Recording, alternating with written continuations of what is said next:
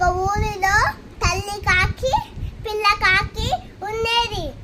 తల్లి కాకి బయటకు వెళ్ళింది. పిల్ల కాకి నీళ్లు పారబోసింది. కొంతసేపటికి ఆలి ఆలి అలసిపోయింది. దాగం దాగం అంటూ మురుగుతూ పనుకుంది. పక్కింటి అవ్వకాకి ఏమైంది మురుగుతున్నా ఎక్క మురుగుతున్నా అన్నది.